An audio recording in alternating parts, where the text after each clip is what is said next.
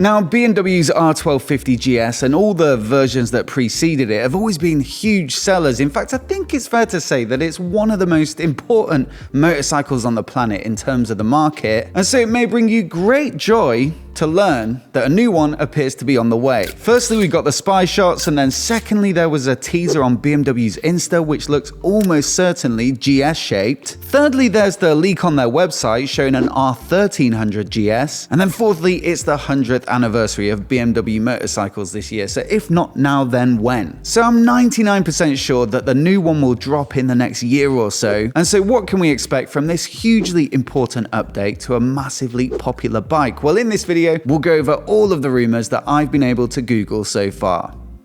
Now, firstly, more capacity is expected, from that R1300 GS name that appeared on the website. That would suggest an extra 50 cc's, and also from the spy pictures, you can see what look like completely new cylinder heads. More capacity would of course help with the bump in performance figures, but it's also suspected that this iteration will move away from the air and oil cooled cylinder heads of the Boxer Twin to a fully liquid cooled version, which again would allow it to rev up a little more and possibly produce a bit more top end. Now, the current 1250 makes decent power figures. It's 136 horsepower peak and dollops of creamy torque at 143 newton meters. Honestly, when you're out on the road on that bike, it feels like plenty of power, but on the spec sheet and in the marketing materials, when you put it next to the competition, it does look a little bit outgunned. The Tiger 1200, for example, comes in at about 150 horses, and the KTM Super Adventure S and the Multistrada V4, they're well out in front. So realistically, I'd probably expect this new GS to come in around that 150 mark. Now, on top of that, it looks like there might be another bigger variation in the works as well. You see, I mentioned that leak on the website where it showed the R1300 GS, but it also showed an R1400 GS and an M1300 GS. So that 1400 GS could potentially be a slightly bigger version, or it could be an engine that's physically the same, but just with a different tune, and that's exactly what they do at the moment with the 750 GS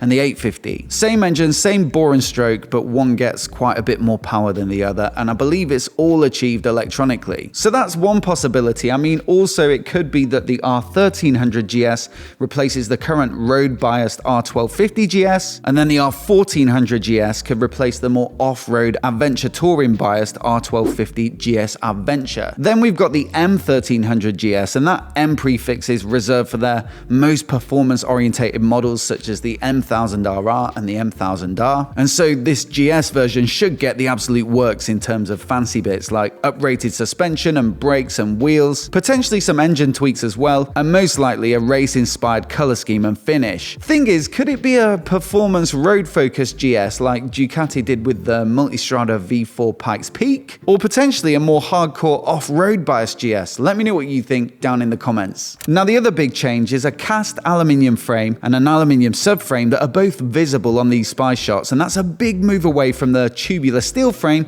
of the current design. Now, there's a clear advantage here, and that's that it would allow them to make it a fair bit lighter, and take the Tiger 1200 that I just mentioned. That used to be very porky in its previous generation, so one of the big changes they made for 2022 was some aluminium frame sections as part of a very successful weight reduction program. Now, it can be quite difficult to compare these large capacity adventure bikes because there's such a variety of specs and configurations, but in their most basic form, it does look like the GS is about 10 kilograms heavier than the competition. So of course, that extra mass is going to affect its sprightliness and its handling, and less weight, courtesy of an all-new chassis, is going to be welcome news. Also, the power lever shaft drive system, although it's somewhat obscured, it does look to be new, so there could be some weight savings there too. Now, before we get on to the next one, I just want to say a massive thanks to Husker for sponsoring this video. Husker produce what they call the ultimate cooking knife, and I've been testing this out for a month or so, and I absolutely love it. If you like to cook, then you'll know the benefit of a properly sharp knife. It makes cutting an absolute joy, and this one is specifically made from high quality Japanese inspired steel, which means it won't rust or dull easily. And I also love the sort of rustic blacksmith inspired design with a super comfortable wooden handle that means it fits snugly into your hand, and it also gets this extra grip hole which can help to hold it securely if you're chopping something a little more substantial. Now, it looks super cool. It would make a great addition to any kitchen. It would make a great gift, or if you're bike packing or something like that, an ideal companion for your trip. And specifically right now, Husker offering a huge discount for my followers with 70% off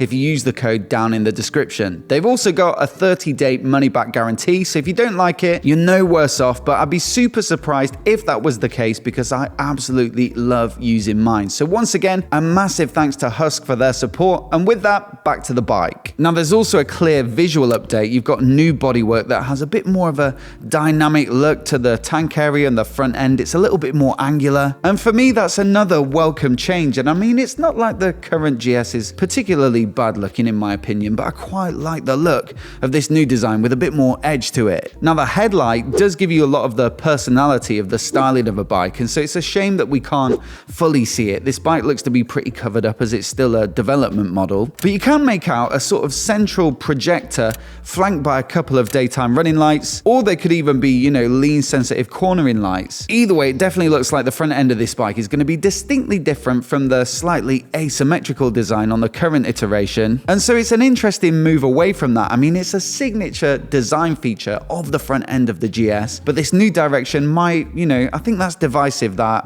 wonky looking headlight on the current bike, so maybe this will be broader in its appeal. The other thing we can see on the front end here is the space that's been left between the headlight and windscreen, and so perhaps a radar sensor could fit into there. That'd open up the possibility of tech like adaptive cruise control, as well as things like collision detection. And then in addition to that, we've also got a rear-facing radar here above the license plate, and so that would enable features like blind spot warnings in the mirrors and also rear collision warnings. Now we've known this tech has been coming for a while. It was 2020 when BMW first talked about it. They showed this video where it was like CGI but showing the tech being used on a K1600. It is yet to make it onto that bike, but they do offer it on the R1250 RT Tourer and also the big R18 touring variants of the Transcontinental and the Bagger. And I've been lucky enough to try it out on both those bikes, so the RT and the R18s. And while I accept it's not going to be for everybody, I do think it's a useful tool when you're on a busy motorway and the traffic's sort of yo-yoing in speed. And of course, there are just as many people probably touring on the GS as there are on RTs,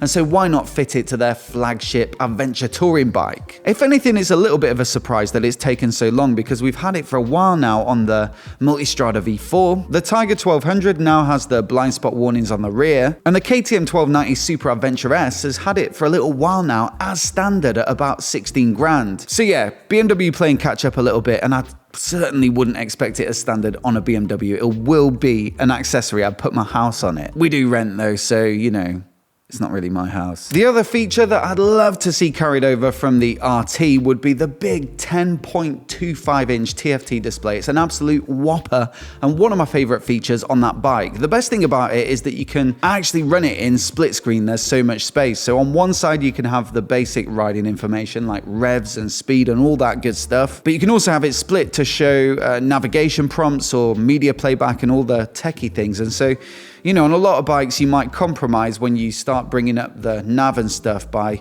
obscuring some of the fundamentals, but it's such a big slab of dash that you can pretty much do everything on it at the one time. Also, again, tried it out on the R18, tried it out in Barcelona on their CE04 electric scooter, thought it was brilliant in all those contexts, so it's another thing that I'd love to see on the GS, and I wouldn't be at all surprised if it does make an appearance. Now, all that stuff seems pretty much plain to see, but is there anything a little bit more exciting or unexpected coming? Well, here are 3 patents that BMW have filed in recent months that might indicate a feature is on the way. Firstly, as with their cars, they've submitted a design for an innovative adaptive cooling system. Now, from what I can gather, most cooling systems are designed to be able to operate in really extreme conditions. So most of the time, they're not operating in that sort of environment, and actually all they're doing is creating aerodynamic drag, and they're not really being used to their full potential in terms of cooling, so you could afford a little bit less airflow through the radiators. That's the idea here. So you've got these active flaps or shutters that would divert the air around the radiator,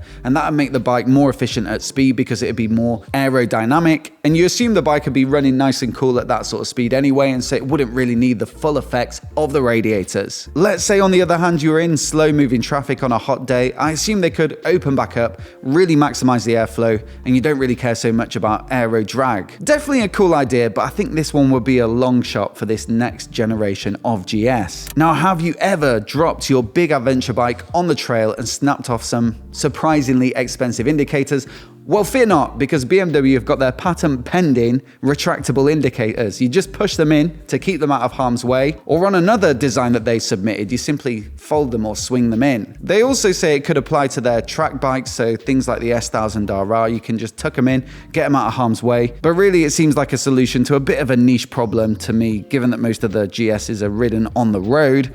And so perhaps another neat upgrade for the accessories catalog. Now, what about lifting a big bike fully loaded with luggage up onto the center stand for a bit of maintenance? Well, for those of you who might struggle with getting it up, BMW already offered a solution with their K1200 with a push button that activated an electronically actuated hydraulic stand. Now, it didn't quite catch on for whatever reason, but the idea is back in a new form. And instead of pressing a button on the bars, you just start pressing the stand down into the ground with your foot, and the electric assist kicks in and hoiks it back up for you. Could this possibly be an admission from BMW of the aging customer base of the GS? Let me know what you think down in the comments below, and if you haven't already seen my review of the previous generation 1250 GS, I thought it was really good, so I'll link to that review here on the screen. Give it a click, give it a watch.